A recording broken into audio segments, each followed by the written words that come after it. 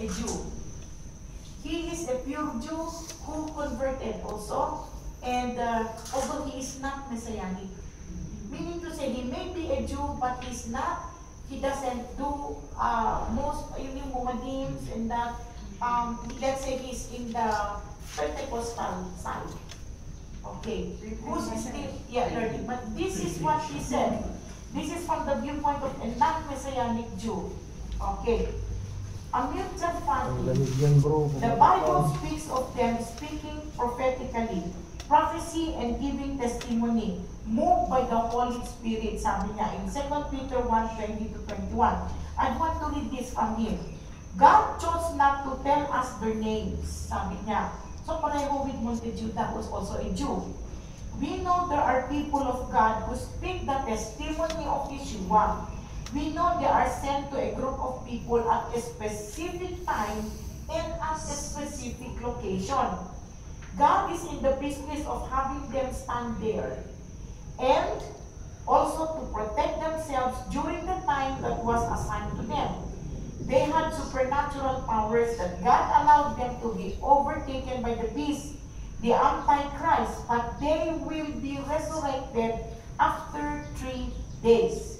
3.5 days, sorry, and will be ascending to heaven in front of the inhabitants of the city. This is in Jerusalem. At that time, as a result, there will be a great revival. We cannot conclude, sabi niya, who exactly they are. Maybe Enoch, Elijah, because simply they never died in Genesis 5:21-24. But it is not who did not die. Sabi niya, maybe Moses and Elijah. Now, sabi niya Amir Jafati, sabi niya, we use the scriptures to look into what the Bible scholars say. Number 1, the miracles that they performed. We talk about destroying the enemies with fire. Okay? They destroyed the enemies with fire. Sino yun? Okay. Withholding the rain. Elijah. Turning water into blood. Si Moses. Striking the earth with plagues. Si Moses. These are similar judgments that were inflicted in the Old Testament by Moses and Elijah. So, two men with supernatural powers giving a clear message. So, Elijah, it's here in 2 Kings, andyan yung mga verses, basahin na lang natin. Okay, so number 2, both the Old Testament and the Jewish tradition expected Moses and Elijah to return in the future. Okay? See that? So ito po yung apat, no, na makikita natin. Yung una, they perform miracles. And these miracles are exactly what's happening, what happened in the Old Testament, in Exodus, etc. Now, number 2, that both the Old Testament and the Jewish tradition expected Moses and Elijah to return in the future. Malachi chapter 4 verse 5. Behold, I will send you Elijah the prophet before the coming of the great and dreadful day of the Lord. See that?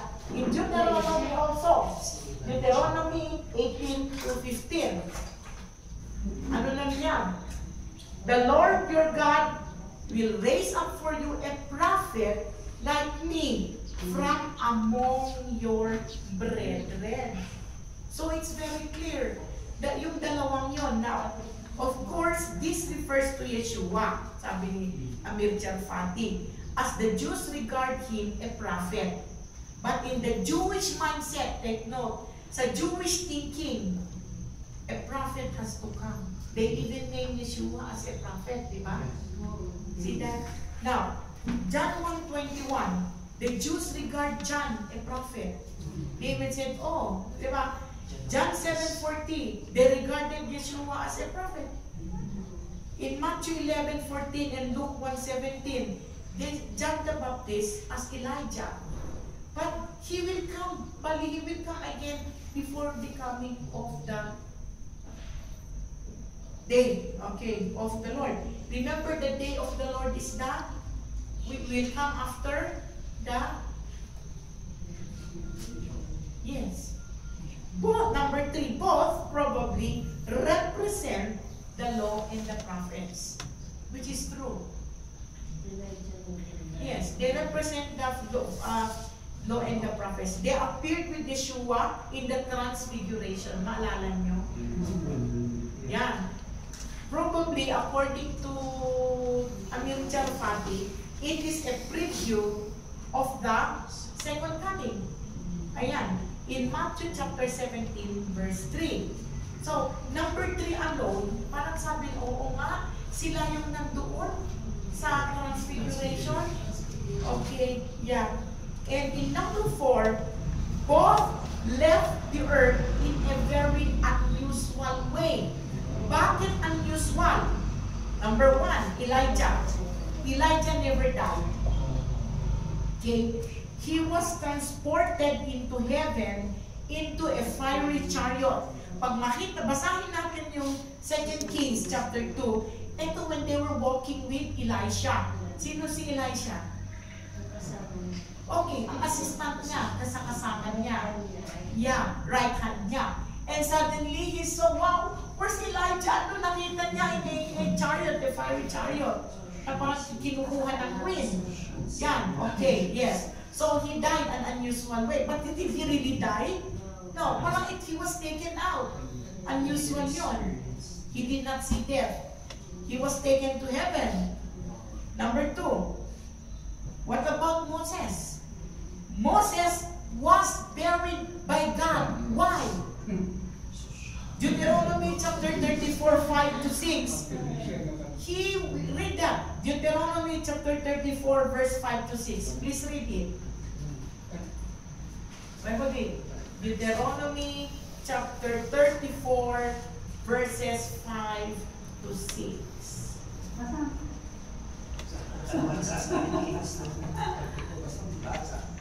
Verses 5 to 6? Yeah.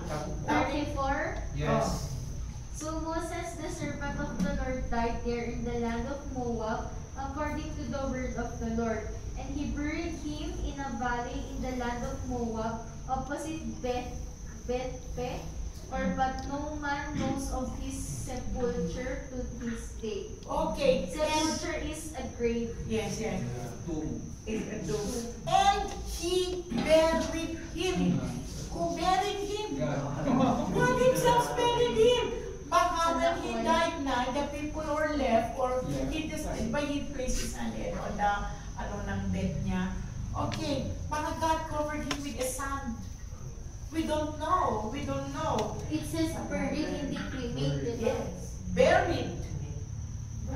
And remember in the New Testament, Jude. Nilibing siya, ni-transfer siya. Tignan ninyo sa Jude. Jude chapter 9. Kasi there's chapter 1, verse 9. Jude chapter 1, verse 9. Isang chapter lang. Isang chapter lang kasi ang Jude. Pinagawa yung katawan niya. Oo, basahin.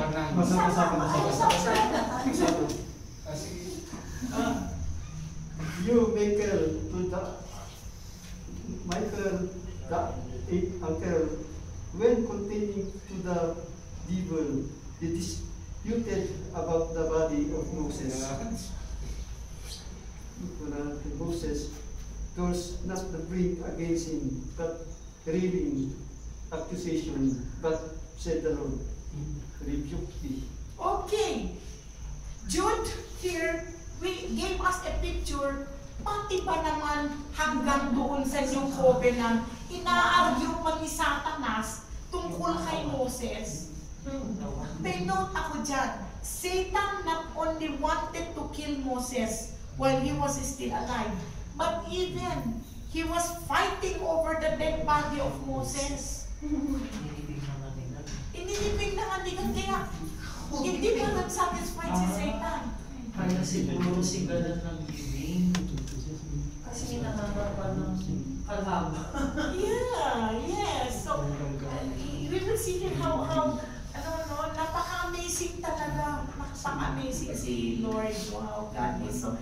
Pati ba naman hanggang doon inaaway pa rin eh. Nag-aaway, yes, yung sa katawan man lang ni Moses. But sabi po ng mga Arabians, Muslims, they said na, and they found na daw the body ay the tomb. Pero where? Wala naman. They cannot prove it. So up to this time, they could not find where Moses is buried. So Elijah and Moses, itong speculation ni Monte Juda, pati si Amir Jarfati, and some of the scholars. Pero if we will see in the scripture talaga, parang mag-oo ka nga. But looking into this, studying this one, that's just like a burial state. What na talaga? No? We cannot say that we're the ones kasi sa dami na natin, no?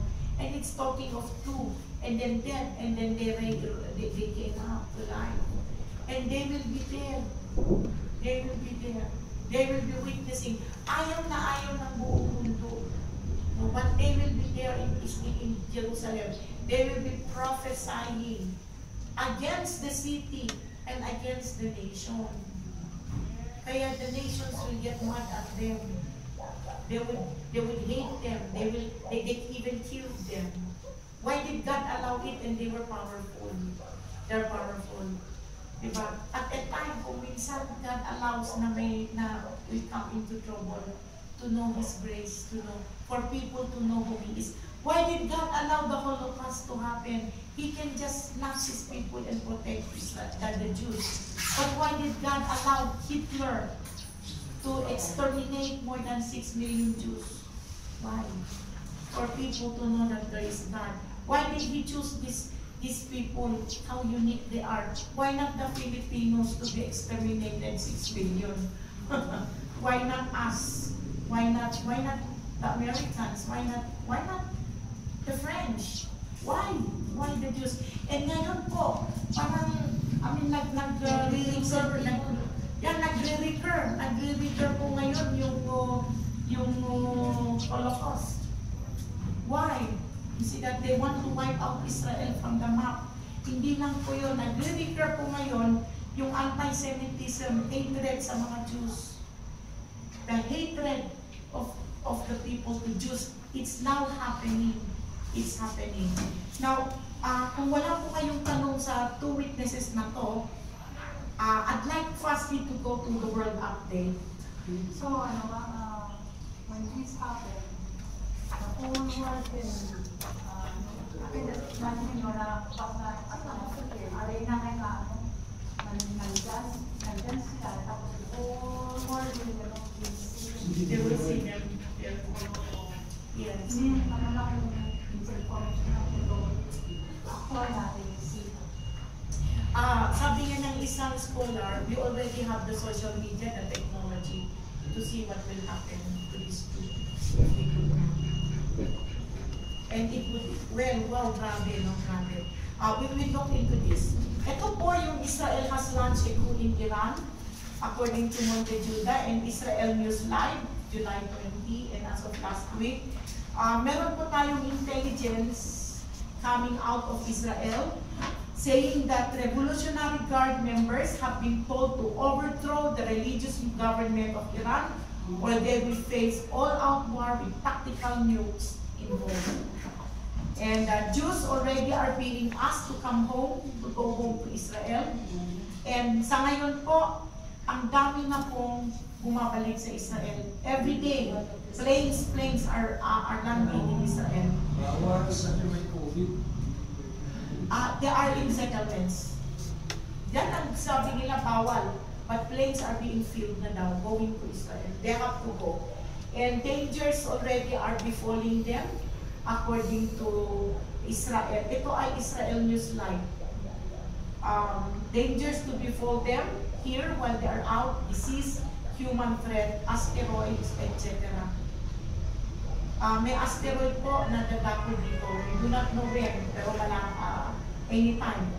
Israel has to go back to its settlements. That's why they are trying to get back the West Bank, Judea, and Samaria. Okay? Let's look into Joe Biden. Joe Biden is the strong contender of President Trump. So Joe Biden, in other words, was quoting hadith. The hadith is a teaching of Islam. And Joe Biden said if he will be the president, he would want more Islam or madrasa in schools. And he vowed to end Trump's Muslim ban. Binan kasi ni Trump ang Muslims. Okay, so this is according to our intelligence project, Clarion project. You can go to those ones. I placed them there for your consumption. Former president, vice president was talking about this. He's one of the strongest candidates. Okay, so the Million Muslim Summit is hosted by the so-called Engage Action. Na ito po ang nangyayari po ngayon na committee na nagsusupport kay Joe Biden, who is working with the Democrat and working with the Islamic movement to oust President Trump. So by November, this is the election in the United States. Hindi po natin alam kung ano ang mangyayari. Okay, ito po ang isa, yung mga mahilig po sa Twitter, na may Star of David. Twitter shuts down accounts with pictures of the Star of David. Nasa Clarion project. So if you have a Star of David in your Twitter, even in whatever siguro account, later on maaalis yan, pero sa ngayon inaalis. As anti-Semitism, anti-Israel continues in America, from entertainers to sports personalities, activists, etc. Twitter labeled the Star of David as hateful imagery. So itong si Lois Farrakhan ang nag-promote sa anti-Semitism na isa. So users who have the uniquely Jewish symbols, maaalis po. So din po natin nakikita na even our internet is being controlled. I sent to the Torah Learning Community, I sent there yung isang babae na nagsabi na ilagay nyo sa Google.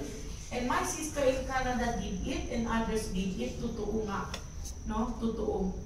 Na they place their any number, you go to Google, place any number, then you go to that app, and then you see yun yung number na lumalabas na COVID. So they can manipulate. They manipulate numbers, saying that 4 million na ang COVID sa USA. Yeah. So you will see what's happening. They need to destroy. They need to destroy America. Okay, and make it appear to the world that Trump is not a good president. Anyhow, ito ulit from the World Israel News, hateful imagery, Twitter locks out Jewish users for posting Star of David. Okay, that is kasi a symbol of Israel. Now let's go to page 7. The campaign against anti-Semitism is there. So let's go to the maximum pressure on Iran's regime. On the Gatestone Institute of Isra Pandit. For almost 4 decades, Iran's regime has been squandering the resources of the nation. How? On terror and militia group. Ang nangyayari na po ngayon sa Iran, nawawalan na po sila ng pera. Marami na pong empleyado sa Iran ang walang trabaho. Ito, including coal workers, railroad workers, they have been protesting also because hindi sila nababayaran sa kanilang sahod. One protester told Iran News Wire, I wish I would get COVID-19, sabi niya. Many of us do. They were committing suicide is hard, but we wish for death every day. What we have is not a life. This is in Iran ngayon. And some of the authorities of Iran have publicly announced that they also do not have money to pay their mercenaries abroad. As we said before pa, open ang doors kung saan-saan sila pumunta. They go as immigrants, they go as traders, but they are terrorists. They go as emissaries. Okay, so they could not finance them. Now, Maalala ninyo the other week, yung isang update ni Monte Juda, that they bombed the nuclear installation in Iran, binomba ng Israel. And bakit Iran is not retaliating? Yung sinabi ko kanina. They can, aside from that, Iran is only waiting until November. They're waiting until after the election of America. After that, they can be, I think I place it, they can be receiving already funds from America, pondo na naman, to fund their terror activities. They can already retaliate against Israel. And they can finance terror activities. Yes, sabi before this year, there will be war. Yes. So, well, we do not know exactly. It's only the Lord intervention. But yun yung sabi ni Monte Juda. We never know. Sabi ni Brother Rino last week, ang prediction ng iba ay baka sa August. Hindi natin alam, no? Ngayon,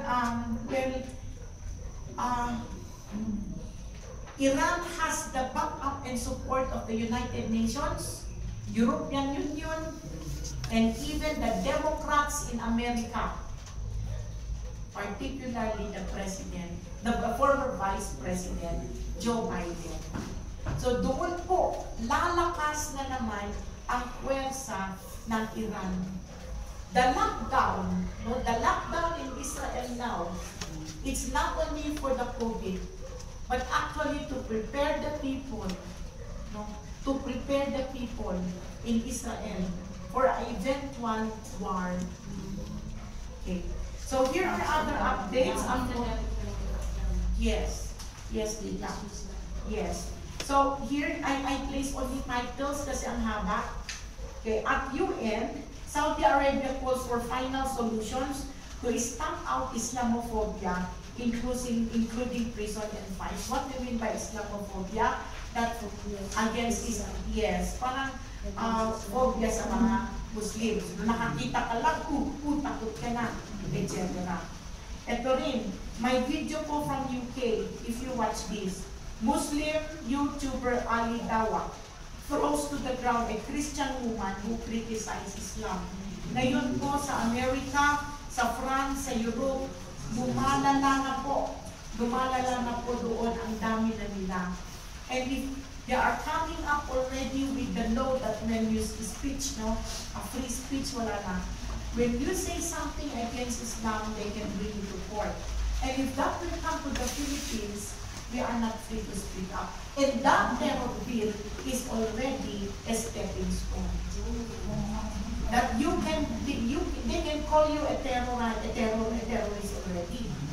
Kahit verbal ka lang na may sinabi ka kay Duterte or against Islam, then you can go to court. That is part of it already. So ito kasi na video na so nakita ko, I saw this video, I place it here, I place the link. So please, you can see it.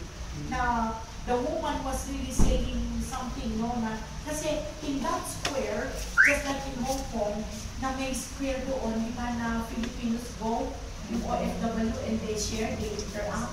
Ganon din po sa Amerika, may square po doon na kung pinupuntahan nila, nagdidebate sila. Okay, so itong woman na to is a very good, she's not only a speaker, but she's a writer, she's an announcer also, and she was defending non-Muslims, saying, why are you like this? You say you're a culture of peace, but why you are terrorizing? You say you're a culture of peace. How come you are terrorizing your women? You are beating your women. Sabi ng Muslim na yan, because it is said in our Quran that we can beat our wife. And why are you marrying small children? You're marrying 6 years old, 12 years old, 15 years old. Because it is in the Quran. Yeah. So, naggaganyan sila. Naasar yung isang Muslim, noong umupo yung babae, inalis niya yung upuan. Nahulog yung babae, napakpak iso nag-ground. So, ganyan sila, pumunta yung police, and then they were arguing already. So, ganun yung nangyayari every day. Now, France, Europe, they're already all open na. one day, no, hindi na po yung gobyerno o hindi yung law ang pumapairaw na doon. It is the Sharia law. And the Sharia law is a strict Islamic law. We know that already. Okay. So ito, French Jews are living already for Israel. Ay, sorry. Meron po ito, rebuttal is alagad. So may rebuttal. Alam po natin that Allah is not God. He is represented by a moon god, by a moon. Okay? So we know in history, based on ancient history, he is Baal. Okay? So he's a pagan god, represented by a half moon. Alright, so dito po ulit, French Jews are living for Israel because anti-Semitism is increasing and France is surrendering to jihad. What is jihad? Jihad here is the, okay, what is jihad? It is holy war. To them it is holy, it is surrendering to Allah also. Okay, so below, UK, 200 more illegal Muslim migrants cross English Channel on worst ever day. So UK, more Muslim rape, gang arrest, and child sexual exploitation, epicenter of Rocktal. In other words, it's okay for them to rape because it's part of the culture. So kaya whatever they do, whatever they say. Sa France na po, they're already agreeing with this. In India, Muslims were enraged over these PETA billboards against eating goat meat, and the billboards were taken down. Okay, so, yeah. So, Mali, Muslims murdered 12 villagers. Ito po na po ang nangyayari ngayon sa Africa. Inalaw na po ito ng United Nations that they can just, ang nangyayari po ngayon sa Africa, especially the remote African agricultural areas, the Muslims can kill the farmers. It's part already of the culture there na they are not allowed, okay, to progress. So ito nga na, wow, to prevent people from farming. In Turkey, they are banning early marriages. Banning early marriages to them is fighting against Allah. So in Turkey now, you can marry early. Matagal naman ito na ginagawa nila. Kaso lang, you must not ban. Because if you ban, you are fighting Allah. So if you say na to the Muslims, why do you marry children? You are fighting Allah. So you become an enemy of Islam. Federal judge, si Judge May, released Muslim who pleaded guilty in plot to behead Pamela Geller. Pamela Geller was the announcer and the TV host and writer who posted this caricature or art project about Muhammad. And then this person here na Muslim who was muntik nilang patayin si Pamela Geller dahil sa caricature na yun, cartoon, nire-release nila. Grabe. So Muslim writer wants Christian mosaics removed from Hagia Sophia so Muslims don't have to pray under the image of war. In other words, ito na po ang nangyari ngayon sa Turkey. Turkey already took Hagia Sophia and made it into a mosque. Mosque na naman? Hagia Sophia. Itong Hagia Sophia po, napaka-importante. Puntahan po natin yung page 8 sa baba. Erdogan invites Pope Francis to opening of Hagia Sophia as a mosque. Kinuha po ni President Erdogan of Turkey. Kinukuha nila itong si Pope Francis para i-bless daw niya or let's say to go, no, for the reopening of the mosque Kasi mosque on siya July natin. Mas 24. Museum. Museum yun. It is the largest. You remember when I discussed with you Russia, Islamic Russia now? In 1453, kinuha na po ang Constantinople. Kinuha ng Ottoman Turks ang Constantinople na siya po ang capital ni Constantine siya po yung Byzantine Empire or Rome in the East. Remember? That was Rome in the East under the emperor. So Emperor Constantine transferred the capital of Rome to Byzantine. Byzantine was an empire, okay? And that was the thriving. Yun lang ang malakas na Rome Empire. Kasi yung Rome in the West, kinuha ng barbarians. Under the Pope naman, puro barbarians doon. Itong Rome in the East, hindi makapasok ang barbarians dahil malakas ang puwersa ng mga emperors. Kagaya ni Constantine, di ba? Doon, kaya si Constantine, siya ang naghari doon, naging emperor, and then he, doon sa